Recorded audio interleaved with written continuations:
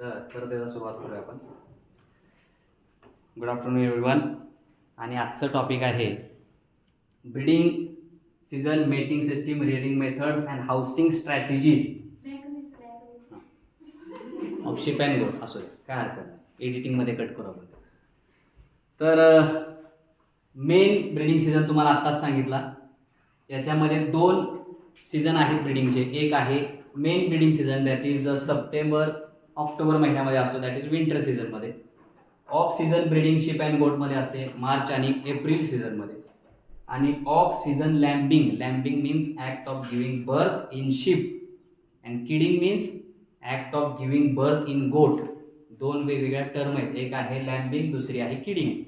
तर यांचं जे ऑफ सीझन लॅम्बिंग आहे ते ऑगस्ट आणि सप्टेंबरमध्ये मोस्टली तुम्हाला पाहायला मिळेल. आता या स्लाइडवर जर पाहिलं तर शिप ऑर गोट is a short day breeder. What is mean bye short day breeder? It means decreases the day light.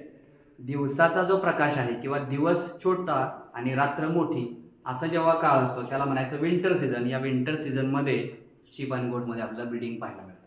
त्यानंतर त्याच्यामध्ये एक आहे सीझनल पॉलिस्ट्रस किंवा पॉलिस्ट्रस ॲनिमल आणि मोनोइस्ट्रस ॲनिमल, असे 3 प्रकार आहेत. What is mean bye इस्ट्रस? इस्ट्रस is a sexual behaviour of female. तर याच्यामध्ये 3 प्रकार असतात.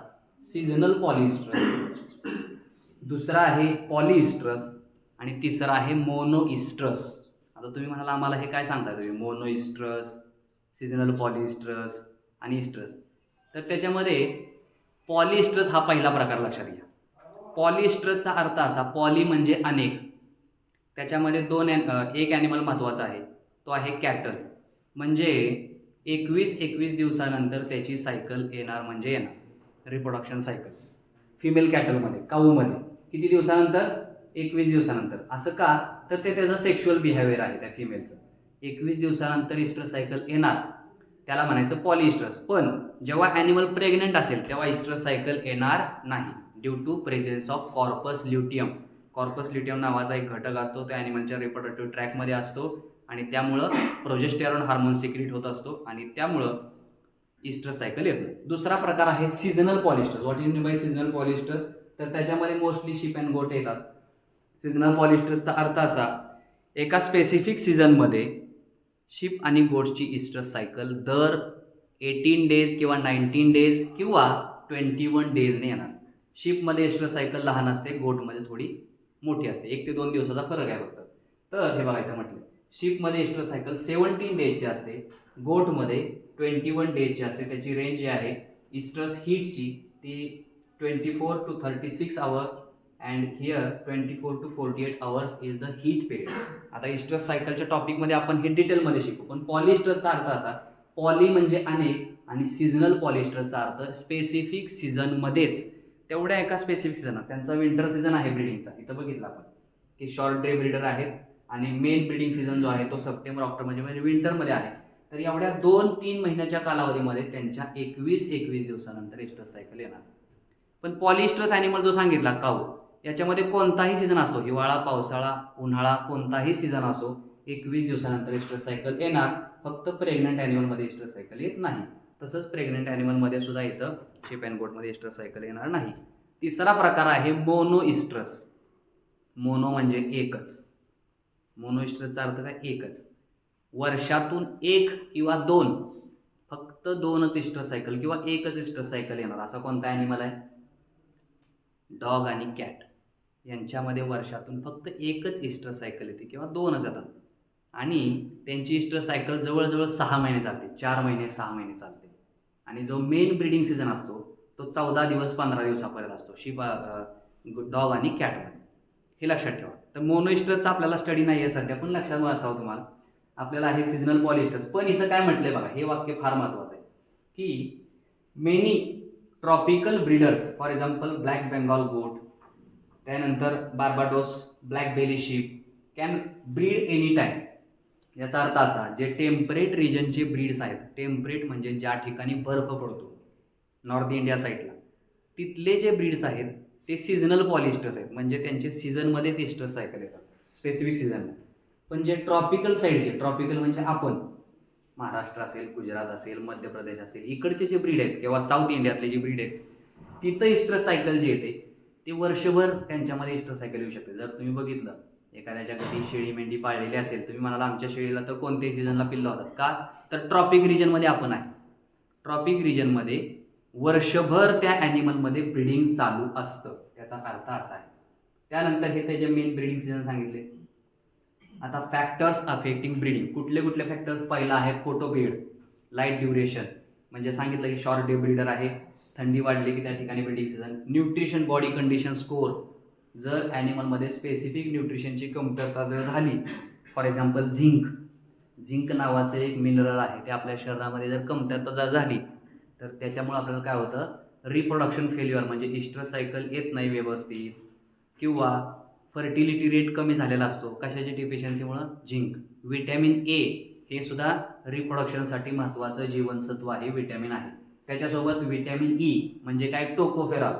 टोकोफेरॉलला अँटी स्टरिलिटी विटॅमिनसुद्धा म्हणतात. अँटी स्टरिलिटी म्हणजे फर्टिलिटी इन्क्रीज करण्यासाठी आपल्याला विटॅमिन ए, ई म्हणजे टोकोफेरॉल कामाचा आहे. तिथं नोट दिले, however in tropical region many indigenous breed are non seasonal and can breed round the year. आता म्हणजे तुम्हाला सांगितलं की ट्रॉपिकल रिजनमध्ये जे पण शीप आणि गोटचे ब्रीड आहेत ते वर्षभर त्यांच्यामध्ये ब्रीडिंग सीझन आपण पाहू शकतो. It is vital to track the estrus cycle 17 days for sheep and 21 days for goat. That is there estrus cycle behind. आता साईन ऑफ इस्ट्रस, काय काय इस्ट्रसचे साईन आहेत? म्हणजे ॲनिमलमध्ये इस्ट्रस म्हणजे मराठीमध्ये आपण काय म्हणतो त्याला? माज करणे. जनावरांमध्ये इस्ट्रस सायकल येणे म्हणजे माज करणे, गरम होणे ॲनिमल थोडक्यात. तर त्याचे काय काय साईन आहेत? त्याचे 4 फेज आहेत, पहिल्या लक्षात घ्या. कुठल्या कुठल्या 4 फेज आहेत? पहिली आहे प्रो इस्ट्रस, दुसरी आहे इस्ट्रस, तिसरी आहे मेटा इस्ट्रस आणि चौथी आहे डाय इस्ट्रस. आता तुम्ही म्हणाल हे आम्हाला काय सांगताय तुम्ही, प्रो इस्ट्रस, इस्ट्रस, मेटा इस्ट्रस, डाय इस्ट्रस वगैरे वगैरे. त्याचा अर्थ असा आहे, बघा आता इथं ह्याच्यावर तुम्हाला एकदम व्यवस्थित मला सांगता येईल. काय सांगितलं तुम्हाला? पहिला प्रो इस्ट्रस, इस्ट्रसचं स्पेलिंग पाहून घ्या. हा आहे प्रो इस्ट्रस. याचा अर्थ असा, हे असतं साधारणतः 1 ते 3 दिवसाचं असतं. याच्यामध्ये ॲनिमलमध्ये इस्ट्रोजन नावाचा एक हार्मोन असतो, त्याचं प्रमाण वाढत जातं. दुसरा प्रकार आहे इस्ट्रस, किंवा दुसरी स्टेज आहे बरं का, जी 21 दिवसाची जी इस्ट्रस सायकल असते त्यातले पहिले 3 दिवस प्रो इस्ट्रस असते. त्यानंतर शीप आणि गोटमध्ये 24 तास ते 36 तास ही इस्ट्रस फेज असते. या इस्ट्रस फेजलाच म्हणतात हीट पिरियड. याला काय म्हणतात? Heat period. म्हणजे ॲक्च्युअल रिसेप्शन ऑफ ॲनिमल, म्हणजे या कालावधीमध्येच फिमेल ॲनिमल मेल ॲनिमलला ॲक्सेप्ट करते, अदरवाईज ॲक्सेप्ट करत नाही. म्हणजे याच्यामध्ये एकदम पीक साईन असतात. ॲनिमल गरम झालेलं असतं. शिपमध्ये ते साईन विजिबल नसतात, पण गोटमध्ये विजिबल असतात. म्हणजे काय? ब्लिटिंग इज अ साऊंड, म्हणजे विशिष्ट प्रकारचा ओरडा फोडणे किंवा ओरडणे. विशिष्ट प्रकारे गोट जे आहे ते ओरडते. कोणत्या स्टेजमध्ये? इस्ट्रस सायकलमध्ये. कॅटल आणि बफेलोमध्ये सुद्धा आपल्याला पाहायला मिळतं बघा. वेगळ्या प्रकारे जर ॲनिमल ओरडायला लागलं तर आपण काय म्हणतो? ॲनिमल गरम झालेला आहे, त्याला आता मेटिंग घडवून आणलं पाहिजे. ते इस्ट्रस स्टेज. तिसरी स्टेज आहे याच्यामध्ये, ती आहे मेटा इस्ट्रस. मेटा इस्ट्रस म्हणजे याच्यामध्ये समटाईम ब्लिडिंग ॲनिमलमध्ये पाहायला मिळतं. हे आहे मेटा इस्ट्रस. हे पण साधारणतः 1 ते 3 दिवसाचं असतं. त्यानंतर चौथी जी स्टेज आहे, चौथी स्टेज आहे डाय इस्ट्रस. डाय इस्ट्रस ही साधारणतः 17 दिवसांची असते किंवा 15 दिवसांची सुद्धा असते. 15 साधारणतः, म्हणजे सगळ्यात लॉंगेस्ट स्टेज जर म्हटलं शीप इस्ट्रस सायकलमधली तर ती डाय इस्ट्रस असते. कोणती? शेवटची स्टेज डाय इस्ट्रस. याच्यामध्ये ॲनिमल जर मेटिंग झाला असेल व्यवस्थित तर त्या ठिकाणी ॲनिमल प्रेग्नंट असतं, म्हणून ह्या स्टेजला म्हणतात सुडो प्रेग्नन्सी स्टेज. सुडो म्हणजे खोटा, तर सुडो प्रेग्नन्सी हा झाला इस्ट्रस सायकलच्या 4 स्टेजेस. ओके, लक्षात आला आता इथपर्यंत? आता परत पीपीटी ओपन करावं लागेल का आपल्याला?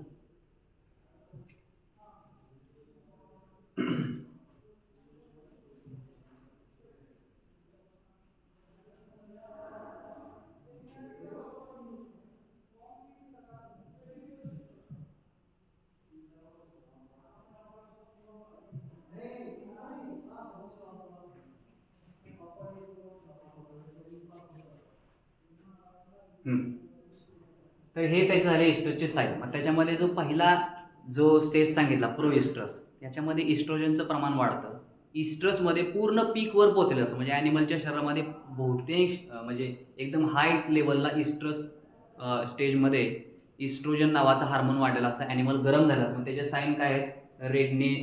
रेडन swollen vulva with mucus discharge, त्याच्या नॅचरल ओपनिंगमध्ये किंवा रिप्रोडक्टिव्ह ट्रॅकमध्ये म्युकस डिस्चार्ज झालेला असतो. Tail wagging, what is mean by tail wagging? बघा, शीप आणि गोटमध्ये एक महत्त्वाचा डिफरन्स आहे. शीपची टेल जी आहे, शीप म्हणजे मेंढी, त्याची टेल खालच्या डायरेक्शनला गेलेली असते, गोटची टेल वरच्या डायरेक्शनला गेलेली असते. मग ते शेपटी वॅगिंग करणे म्हणजे अशी मुवमेंट करणे. रेस्टलेसनेस म्हटलेलं आहे. रेस्टलेसनेस म्हणजे एका जागेवर ॲनिमल थांबत नाही, इकडून तिकडं असं सारखं मुवमेंट चालू असतो, त्याला म्हणायचं रेस्टलेस. आणि ब्लिटिंग म्हणजे हे एक आवाज, विशिष्ट ॲनिमलचा एक ओरडा आहे, आवाज करणे, त्याला म्हणायचं ब्लिटिंग, दॅट इज वोकलायझेशन. रिड्युस्ड अपेटाईट, भूक मंदावलेली असते या 2-3 दिवसाच्या कालावधीमध्ये.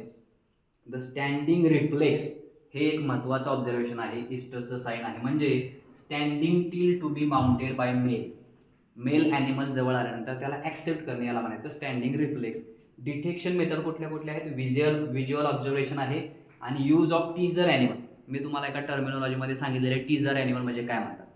तर टीजर ॲनिमल जो आहे हा स्पेशल हीट डिटेक्शनसाठी ठेवला जातो.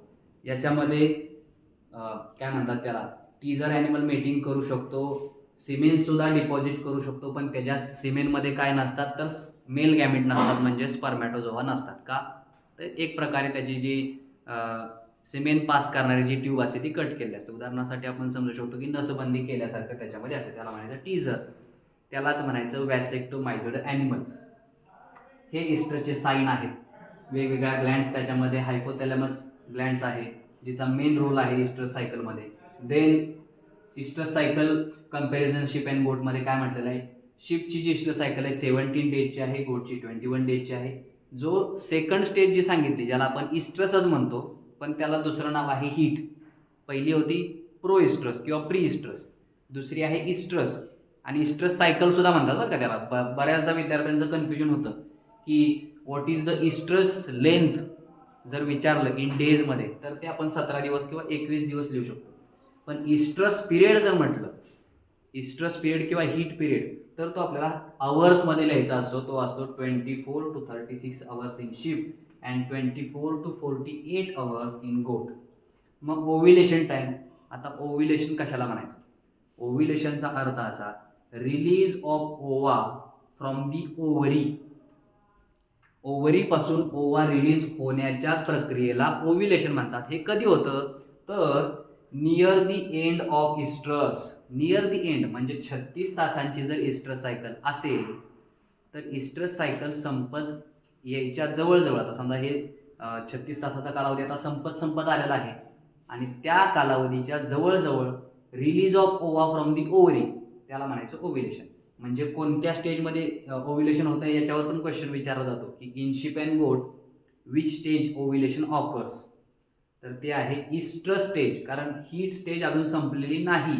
नियर दी एंड म्हटलेलं आहे. आफ्टर दी एंड म्हटलं असं तर गोष्ट वेगळी. पण कॅटल बफेलोमध्ये काय होतं? After the end of इस्ट्रस phase किंवा इस्ट्रस स्टेज, म्हणजे हा 24 तासाचा जो कालावधी आहे तो संपल्यानंतर ज्यांच्यामध्ये ओव्युलेशन होतं ते आहे कॅटल आणि बफेलो. 10 ते 14 तासानंतर होतं. पण ती स्टेज असते मेटाइस्ट्रस स्टेज. कोणामध्ये? कॅटल आणि बफेलोमध्ये. पण शिप अँड गोटमध्ये दुसऱ्या स्टेजमध्ये ओव्युलेशन होतं, दॅट इज इस्टर स्टेजमध्ये. गेस्टेशन पिरियड म्हणजे गर्भधारणेचा कालावधी. हा कधीपासून असतो? कन्सेप्शनपासून ते पार्च्युरेशनपर्यंत. कन्सेप्शन म्हणजे काय? कन्सेप्शन ह्या शब्दाचा अर्थ मेल आणि फिमेलच्या गॅमीटचं फर्टिलायझेशन झाल्यानंतर तो गॅमीट एम्ब्रिओमध्ये डेव्हलप होतो, जायगोट होतो, त्याचा एम्ब्रिओ होतो आणि युटेरसमध्ये त्याची वाढ होते. तो पूर्ण जो गर्भ ज्या कालावधीपर्यंत वाढत असतो त्याला म्हणायचं गेस्टेशन पिरियड. तो आहे 147 दिवसांचा, 147 days in sheep and near about 150 days in गोट. त्यानंतर प्रायमरी साईन ऑफ हीट इकडे दिलेला आहे. शिपमध्ये पॅसिव्ह असतात, गोटमध्ये ॲक्टिव्ह असतात. मी मगाशी सांगितलं शिपमधले इस्ट्रसचे साईन दिसून येत नाहीत, ते शाय ब्रीडर आहे. शाय ब्रीडर म्हणजे इस्ट्रस साईन दिसत नाहीत, फक्त काय त्याच्यामध्ये आपण नॅचरल ओपनिंगमधून जर म्युकस सिक्रेशन जर पाहिला तरच आपल्याला त्या ठिकाणी ईस्टरचे साईन दिसून येतात. त्यानंतर मेटिंग सिस्टीम. या ठिकाणी ब्रीडिंग सीझन आणि ब्रीडिंग बिहेवियर संपलेला आहे. मेटिंग सिस्टीम कुठल्या कुठल्या आहेत तर याच्यामध्ये महत्त्वाचे 4 मेटिंग सिस्टीम आहेत. एक आहे फ्लॉक मेटिंग, त्यालाच ट्रॅडिशनल मेथड सुद्धा म्हणतात. दुसरी आहे पेन मेथड, तिसरी आहे हँड मेथड आणि चौथी आहे आर्टिफिशियल इन्सिमिनेशन. आता ही जी फ्लॉक मेटिंग आहे यालाच पाश्चर मेटिंग सुद्धा म्हणतात. पाश्चरचा अर्थ असा ट्रॅडिशनल सिस्टीम आहे.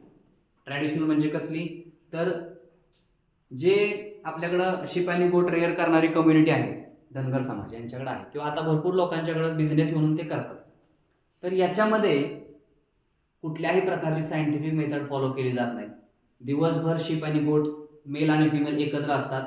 जेव्हा ब्रीडिंग सीझन येईल तेव्हा ॲज पर देअर ॲक्सेप्टेबिलिटी आणि ॲज पर देअर चॉईस त्यांच्यामध्ये ब्रीडिंग घडून येतं. याच्यामध्ये कोणताही हस्तक्षेप केला जात नाही. बघा, male run freely with female day and night. दिवसभर ते मिक्सअपमध्ये असतात, काही टेन्शन नाही. जेव्हा ब्रीडिंग सीझन येईल तेव्हा मेटिंग घडून येतं.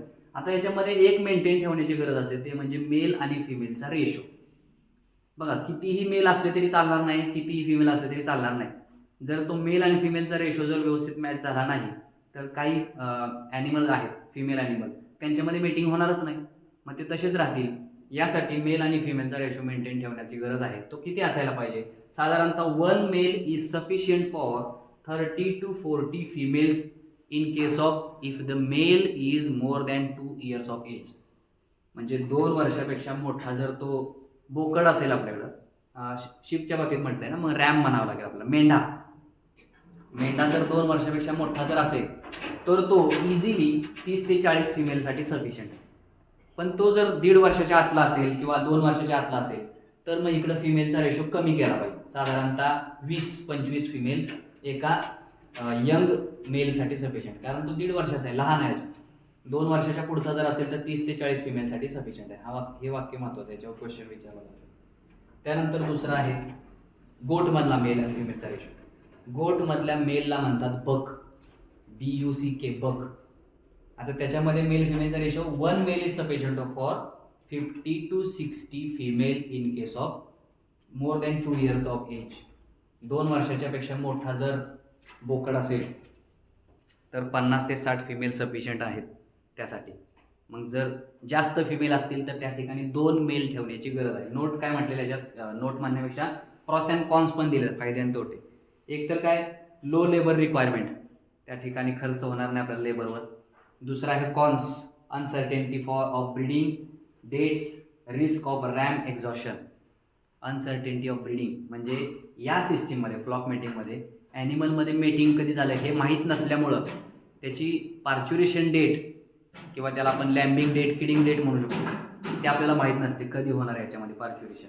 हा त्याच्यामध्ये एक कॉन्स आहे, तोटा आहे. पेन मेटिंग दुसरी सिस्टीम आहे मेटिंगची. पहिली बघितली आपण फ्लॉक मेटिंग, दुसरी आहे पेन मेटिंग.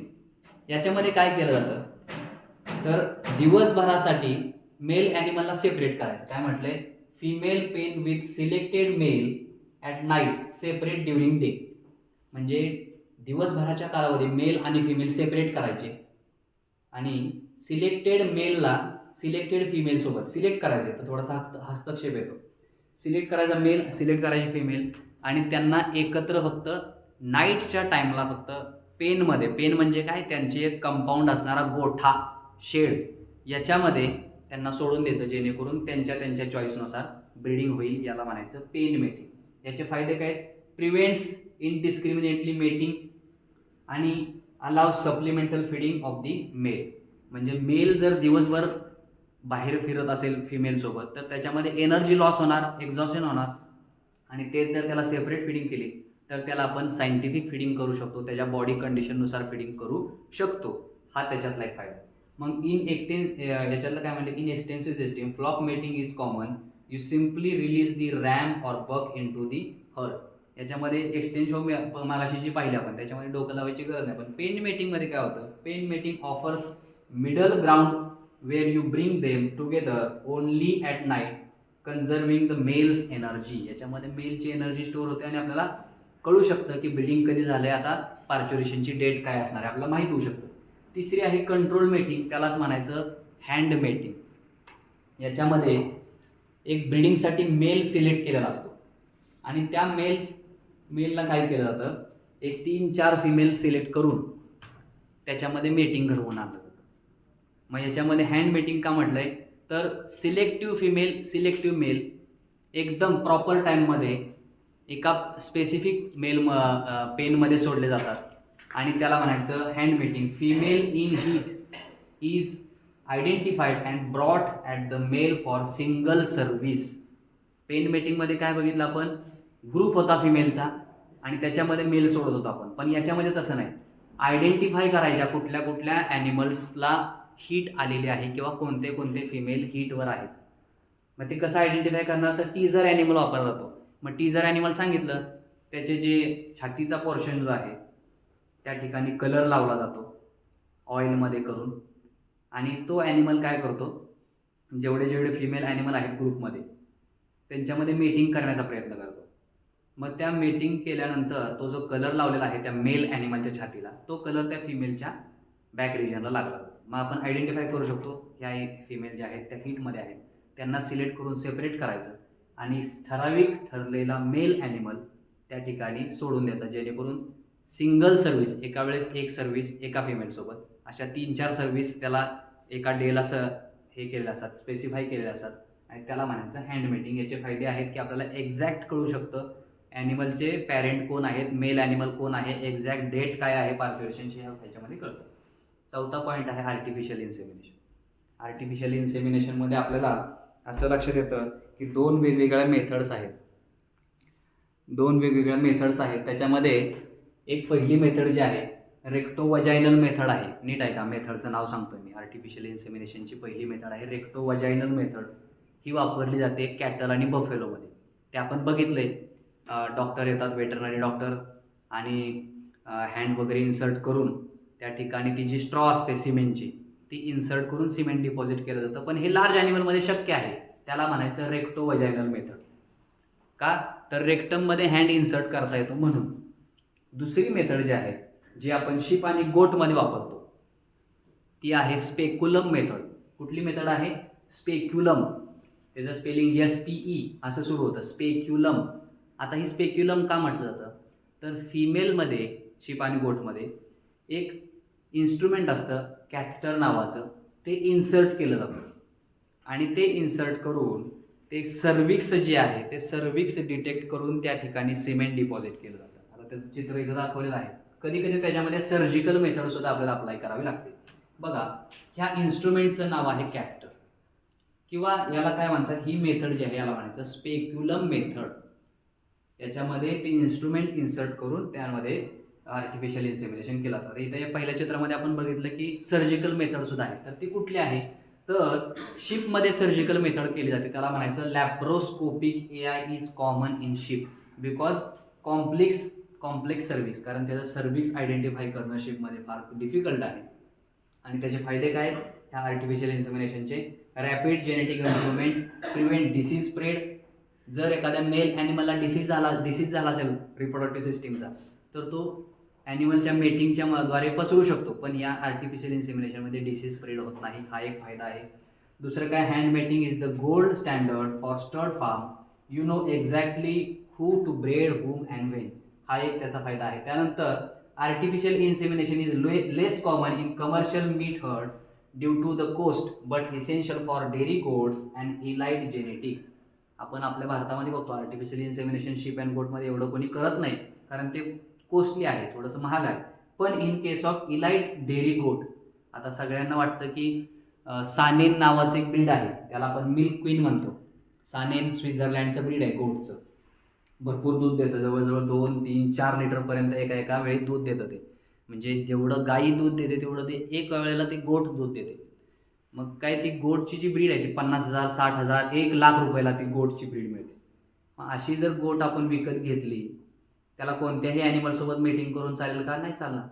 त्याला आर्टिफिशियल इन्सेमिनेशनच केलं पाहिजे. मग त्याच्या सिमेंटच्या स्ट्रॉ आजकाल मार्केटमध्ये अवेलेबल आहेत. डॉक्टर लोक येतात, सिमेंटच्या स्ट्रॉने आर्टिफिशियल इन्सेमिनेशन करून देतात. अशा वेळेला त्यांनी सांगितलं की तुम्ही आर्टिफिशियल इन्सेमिनेशन केलं पाहिजे, जेणेकरून तुम्हाला येणारी प्रोजेनीसुद्धा चांगली मिळेल. कारण ते सिमेंट जे आहे ते त्याच ॲनिमलचं असणार आहे, कारण आपल्याला माहीत असतं कोणत्या ब्रीडचं हे सिमेंट आपल्याला स्ट्रॉ अवेलेबल आहे. तर मार्केटमध्ये सानेनच्या स्ट्रॉसुद्धा अवेलेबल आहे सिमेंटच्या. नोट काय म्हणले, that AI in sheep is anatomically difficult due to the cervix structure often required minor surgery that is laparoscopy. आता आपण पाहिलं इथं याच्यामध्ये सर्जरी केली आहे किंवा त्या ठिकाणी डायरेक्ट सिमन डिपॉझिट करण्यासाठी, आणि इथं या ठिकाणी ही स्पेक्युलम मेथड आहे. त्यानंतर रिअरिंग मेथड. ह्या मेटिंगच्या सिस्टीम संपल्या, 4 होत्या. Flock mating, pen mating, hand mating आणि आर्टिफिशियल इन्सेमिनेशन, या 4 होत्या.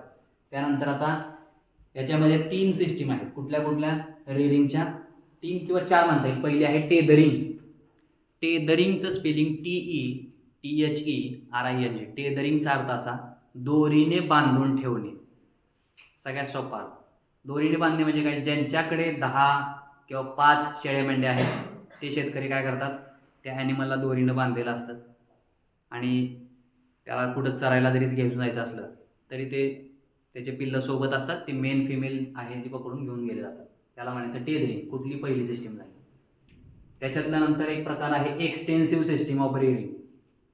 मग अशी आपण पाहिलं मीटिंगमध्ये सुद्धा ही सिस्टीम आपण पाहिली. एक्सटेन्सिव्ह म्हणजे याच्यामध्ये 500 ॲनिमल समजा एखाद्या याच्याकडे असतील, शेतकऱ्याकडे शेळी मेंढी, तर तो काय बांधून ठेवणार थोडीच आहे. त्यासाठी टेदरिंग सिस्टीम आहे. दिवसभर ते इकडं तिकडं चरत असतात माळावर, रानावर, आणि मग दिवसभर रात्री एका ठिकाणी शेडमध्ये किंवा एखाद्या रानामध्ये त्यांचा मुक्काम असतो. ही झाली एक्सटेन्सिव्ह सिस्टीम. नोमॅडिक ट्राईब्स जे आहेत याच्यामध्ये काय करतात, ही सिस्टीम फॉलो करतात. जास्त अवघड काय नाही. याच्यामध्ये सिस्टमॅटिक फिडिंग नसतं, सिस्टमॅटिक ब्रीडिंगसुद्धा नाही. ट्रॅडिशनल मेथड आहे, त्याला म्हणायचं एक्सटेन्सिव्ह सिस्टीम किंवा फ्री रेंज सिस्टीम. याच्यामध्ये भरपूर म्हणजे सायंटिफिक मेथड अजिबात नाही. स्पेस भरपूर अवेलेबल असला तर ही करता येते आणि विलेज लेवलमध्ये करता येते. याचे फायदे पण आहेत किंवा व्हेरी लो कॉस्ट आणि लो लेबर. अजिबात तुम्हाला या ठिकाणी खर्च होत नाही किंवा एखादा गडी ठेवण्याची गरज नाही. हे त्याच्यामध्ये दिलं आहे दुसरं चित्र, की जर तुम्ही कंपाऊंड बाउंड्री वॉल केली असेल त्याच्यामध्ये दिवसभर ते ॲनिमल चरत असतात. डिसएडव्हान्टेज काय? हाय मॉर्टॅलिटी, प्रिडेटर्स आणि वेदर. प्रिडेटर म्हणजे अटॅक केला, एका दिवशी चरायला गेला. आपल्याकडे आता बिबट्याचा थैमान चालू आहे सध्या. बिबट्यानं अटॅक केला, एखादी मेंढी उचलून नेली, हा एक प्रिडेटरचा धोका आहे. दुसरं काय? वेदर. अशा वेळेस पाऊस जर आला अचानक किंवा एक एक्स्ट्रीम क्लायमॅटिक कंडिशन आली तर ते कुठं जाणार ना निवाऱ्याला. हे एक त्याच्यामध्ये. स्लो ग्रोथ रेट जास्त नाही त्याच्यामध्ये. त्यानंतर पॅरासाईट इन्फेस्टेशन. दिवसभर गवतावर चरत असतात, त्यानंतर वेगवेगळ्या ॲनिमलच्या ड्रॉपिंग तिथं पडलेल्या असतात. त्या ॲनिमलच्या ड्रॉपिंगमध्ये असतात वर्म्स म्हणजे जंत, आणि ते त्याच्या पोटात गेले की परत त्याला वर्म इन्फेस्टेशन होतं. म्हणून त्या ठिकाणी हे म्हटलेलं आहे, तोटा म्हटलेला आहे. दुसरी आहे सेमी इंटेन्सिव्ह. आता ही सगळीकडे पॉप्युलर आहे. सेमी इंटेन्सिव्ह म्हणजे काय? अर्धबंदिस्त गोठा पद्धत. याच्यामध्ये काय सांगितलं जातं, तर थोडा त्याला स्पेस दिला जातो आणि त्याला शेड पण अवेलेबल केलं आहे. ह्या चित्रामध्ये व्यवस्थित दिसते बघा, इथं शेड पण आहे, स्पेस पण समोर अवेलेबल आहे. सेमी इंटेन्सिव्ह सिस्टीम ज्यांच्याकडे थोडीफार जागा आहे त्यांच्यासाठी सुटेबल आहे. हेच एक्झाममध्ये क्वेश्चन येणार आहेत तुम्हाला. एक्सप्लेन द सिस्टीम्स ऑफ रिअरिंग किंवा मेथड्स ऑफ रिअरिंग. पहिली एक्सटेन्सिव्ह होती, दुसरी आहे सेमी इंटेन्सिव्ह. याच्यामध्ये combination of grazing 6 to 8 hours per day. दिवसभर चरायला सुद्धा सोडू शकतात 6 ते 8 तास, आणि रात्री जे आहे एका स्टॉलमध्ये त्यांना बंद करून ठेवलं जातं शेडमध्ये. इनपुट्स काय? Moderate, supplemental, concentrate and fodder provided at night. Then stability काय? सुटेबिलिटी काय? याच्यामध्ये most commercial for meat farm. जे पण आता शेतकरी बिझनेस करतात मांस उत्पादनासाठी, शेळी पालन, बंदिस्त, अर्धबंदिस्त शेळी पालन, त्याच्यामध्ये ही सिस्टीम आहे. दिवसभर त्यांना चरायला सोडायचं 6 ते 8 तास, रात्री पॅक करून ठेवायचं, आणि जे काय मेल ॲनिमल असतील त्यांना मटणासाठी विकायचं. ॲडव्हान्टेज काय? बेटर ग्रोथ रेट आहे दॅन एक्सटेन्सिव्ह सिस्टीम. त्यानंतर protection from predators at night, आणि मॅन्युअल कलेक्शन इज पॉसिबल. मग डबल फायदा आहे, त्याच्या शेणापासून सुद्धा फायदा होतो. त्यानंतर डिसएडव्हान्टेज काय? Require labour for herding and fodder production. संपत आलेला आता. त्यानंतर आहे इंटेन्सिव्ह सिस्टीम. पहिली होती एक्सटेन्सिव्ह, दुसरी आहे सेमी इंटेन्सिव्ह, तिसरी आहे इंटेन्सिव्ह म्हणजे पूर्णपणे बंदिस्त गोठा पद्धत. आता ही कुठं सिस्टीम फॉलो केली जाते? ज्यांच्याकडं लँड रिक्वायरमेंट लिमिटेड आहे, जागा कमी आहे, शहराचा भाग आहे, अशा ठिकाणी ही सिस्टीम फॉलो केली जाते. याच्यामध्ये काय म्हटलं? Total confinement, animals are stall fed, cut and carry fodder and concentrate. याच्यामध्ये झिरो ग्रेझिंग सुद्धा म्हटलं. झिरो ग्रेझिंग म्हणजे अजिबात चरण्यासाठी सोडायचं नाही. दिवसभर जागेवर असतात किंवा रात्री म्हटलं तरी जागेवर असतात, आणि त्यांना जागेवरच फिडिंग केलं जातं. कॉन्सन्ट्रेट मिक्सचर, सप्लिमेंटल मिक्सचर जागेवर दिलं जातं. इनपुट काय आहे त्याचे? हाय कॉस्ट किंवा इनपुट्स हाय आहे त्याच्यामध्ये. Require significant capital for housing, feed and labour, जास्त पैसा लागतो. आणि सुटेबिलिटी काय यायची तर dairy goat, high value genetics or land scarce area, ज्यांच्याकडे जागा कमी आहे अशा जागेसाठी सुटेबल आहे. याच्यामध्ये तुम्ही चित्रामध्ये पाहू शकता. त्यानंतर काय ॲडव्हान्टेज आणखी maximised growth and production control, zero energy wasted on walking and grazing, low parasite burden. आणि डिसएडव्हान्टेज काय high feed cost, risk of metabolic diseases. Metabolic diseases कुठले कुठले आहेत, किटॉसिस आहे, मिल्क फिवर आहे, हे डिसीजेस होण्याची शक्यता याच्यामध्ये जास्त असते. त्यानंतर प्रिन्सिपल्स ऑफ हाऊसिंग, आता हे एक महत्त्वाचा पॉईंट आहे बरं का. ओरिएंटेशन फार महत्त्वाचं आहे गोठा बांधत असताना, कारण आपल्याला कळतच नाही की कोणत्या दिशेला त्या गोठ्याचं तोंड केलं पाहिजे, कोणत्या दिशेला त्याचे डायरेक्शन असले पाहिजे. नाहीतर सूर्यप्रकाश डायरेक्ट जर आतमध्ये येत असेल तर त्या ठिकाणी कधी कधी उन्हाचा त्रास होतो जनावरांना. मग हे लक्षात ठेवायची गरज आहे. तर त्याच्यामध्ये सांगितले नॉर्थ साऊथ डायरेक्शनसुद्धा सुटेबल आहे. पण पुढं पॉईंट आणखी एक महत्त्वाचं दिलं आहे. नॉर्थ साऊथ डायरेक्शनमुळे काय होतं, allows morning and afternoon sun to penetrate the shed. जर नॉर्थ साऊथ डायरेक्शन जर ठेवलं तर जो सूर्यप्रकाश आहे तो डायरेक्ट गोठ्यामध्ये येऊ शकतो. त्याचे फायदे काय, solar radiation helps dry up urine and faeces, better sanitation, स्वच्छता राहते कारण त्या ठिकाणी माशा वगैरे वाढत नाहीत. युरिन जर पडून गेलं ग्राउंडवर तर ते सुकून पण जातं, जेणेकरून तुम्हाला तिथं डॅम्पनेस होणार नाही, म्हणजे ओलावा राहणार नाही. कॉन्स काय आहेत तर इन्क्रीज इंटरनल टेम्परेचर सिग्निफिकंटली, त्यामुळे उष्णता वाढते आणि आपल्याला तेच तर नको, उष्णता नको जास्त, कारण उन्हाळ्यामध्ये आपल्याला प्रचंड तापमान असतं. मग त्यांनी काय सांगितलं तसं जर नको आहे तर ईस्ट वेस्ट ओरिएंटेशन करा. याच्यामुळे काय होईल, टेम्परेचर थंड राहील. ईस्ट वेस्ट ओरिएंटेशन चित्रात दिसते बघा इथं. ईस्ट वेस्ट ओरिएंटेशनमुळे काय होतं तर long axis faces sun path. तर त्याचे प्रॉस काय आहेत तर minimize direct solar exposure inside, provide cooler environment. Direct sunlight आतमध्ये येत नाही, त्यामुळे काय होतं टेम्परेचर थंड राहतं. त्यानंतर requirement must be paid with generous ventilation or air flow to ensure the floor dries without direct sun. अशा पद्धतीनं आपण खिडक्या वगैरे मोठ्या ठेवायच्या किंवा अर्धीच भिंत बांधायची, जेणेकरून एअर फ्लो सुद्धा राहील, व्हेंटिलेशन सुद्धा राहील आणि जेणेकरून ते युरिन जे आहे ते सुकून जाईल. त्यानंतर व्हेंटिलेशनची त्या ठिकाणी सांगितले open sided share are essential to remove ammonia and moisture especially in east west aligned shed. Space requirement इथं दिलेलं आहे प्रत्येक एज ग्रुपसाठी. 3 महिन्याच्या आतील जर असेल तर त्याला 0.2 टू 0.25 स्क्वेअर मीटर कवर्ड एरियामध्ये एवढा स्पेस लागतो. ओपन एरियामध्ये किती स्पेस असला पाहिजे, ओपन म्हणजे दोन्ही प्रकारचे दिले. कवर्ड एरिया म्हणजे बंदिस्त गोठा पद्धत आणि ओपन एरिया म्हणजे मुक्त संचार गोठा पद्धत. याच्यामध्ये जेवढा स्पेस दिला आहे त्याच्या डबल इकडं दिलेलं आहे, बघून घ्या व्यवस्थित. इथं एक मेक दिलेलं आहे, मेल ॲनिमल असेल, प्रेग्नेंट फिमेल असेल किंवा लॅक्टेटिंग ईव असेल म्हणजे दूध देणारी शेळी मेंढी, यांच्यासाठी स्पेस रिक्वायरमेंट आहे 1.5 ते 2 मीटर स्क्वेअर मीटरचं. त्याच्या डबल इकडे आहे 3 ते 4 स्क्वेअर मीटर ओपनमध्ये.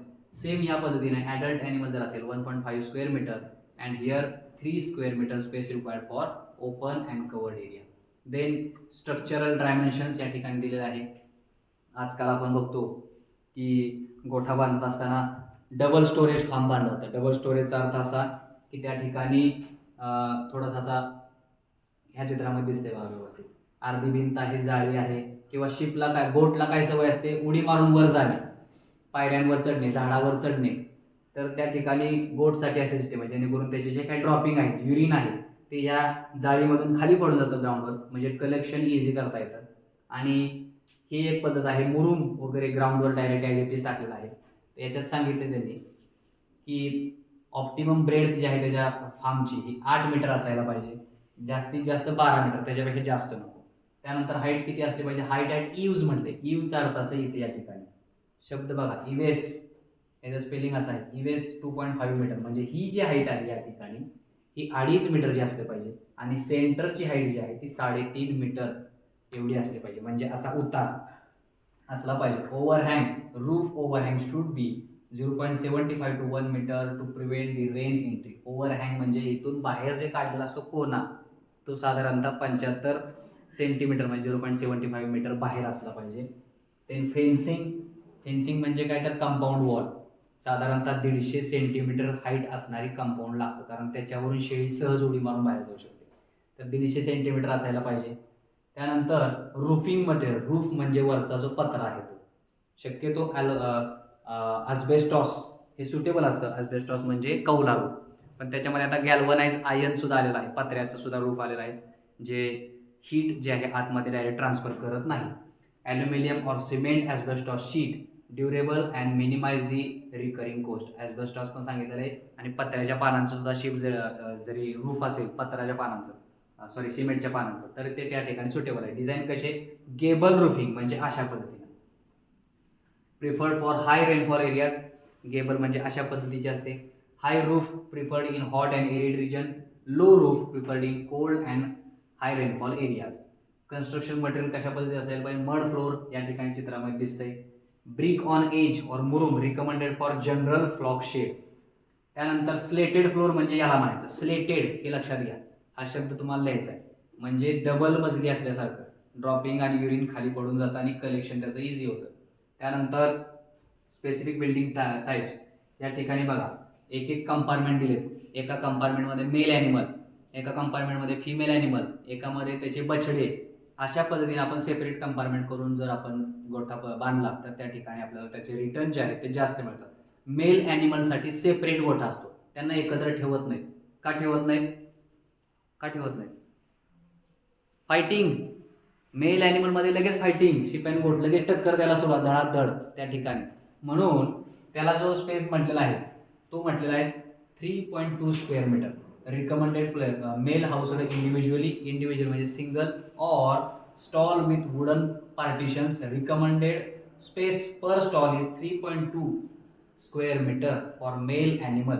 एकत्र ठेवत नाहीत. त्यानंतर मॅटर्निटी पेन्स म्हणजे जे गाभण जनावर आहे प्रेग्नेंट ॲनिमल त्याच्यासाठी सुद्धा स्पेस रिक्वायरमेंट आपण मगाशी बघितला होता. मेल ॲनिमल, प्रेग्नेंट ॲनिमल आणि लॅक्टेटिंग डोसाठी सेम स्पेस रिक्वायरमेंट आहे आणि त्यांच्यासुद्धा सेपरेट त्या ठिकाणी स्टॉल असतात किंवा पेन असतात. मग इकडं म्हटलेलं आहे सिक ॲनिमल म्हणजे जे ॲनिमल आजारी पडलेलं आहे त्याच्यासाठी सुद्धा वेगळ्या पद्धतीचं शेड बांधलेलं असेल. त्याचं डायमेन्शन किती असलं पाहिजे? 3x2 किंवा 3x3 मीटरचं असलं पाहिजे. 3x3 मीटर सुद्धा चालतं किंवा 3x2 मीटरचं सुद्धा कंपार्टमेंट त्यासाठी चालून जातं. त्यानंतर स्पेशलाइज इन्फ्रास्ट्रक्चर शेअरिंगसाठी. शेअरिंगचे त्या दिवशी तुम्हाला मी फक्त टर्म सांगितली ती, त्याचा फोटो दाखवला नव्हता. त्याचा फोटो या ठिकाणी बघून घ्या. शेअरिंग म्हणजे कटिंग ऑफ वूल. त्यासाठी सेपरेट एक शेड असतं जेणेकरून तिथं नेऊन त्या ॲनिमलला शेअरिंग जर केलं तर त्याची वूल इतरत्र पसरत नाही आणि त्याचं कलेक्शन आपल्याला इझी करता येतं. त्यासाठी सांगितलेलं आहे की प्रकाश तिथं भरपूर असावा. वेल लीट म्हणजे लाईट त्या ठिकाणी व्यवस्थित असायला पाहिजे. Located next to the wool store accessed via 1.5 metre wide passage. मिल्कची गोट या ठिकाणी मिल्किंग करण्यासाठी त्यांना स्पेसिफिक एक सेपरेट मिल्क पार्लर असायला पाहिजे. त्याला मिल्क पार्लर म्हणतात. त्या ठिकाणी त्या ॲनिमलला घेऊन जायचं. मिल्क पार्लर म्हटले की म्हणजे त्या ठिकाणी ॲनिमलला घेऊन जायचं आणि तिथं त्याचं मिल्किंग केलं जातं. ते स्वच्छ असतं. त्याचं मिल्क कलेक्शन सेपरेट करता येतं म्हणून सेपरेट करायचं. त्याच ठिकाणी मिल्किंग जर केलं तर बघा एक कन्सेप्ट आहे.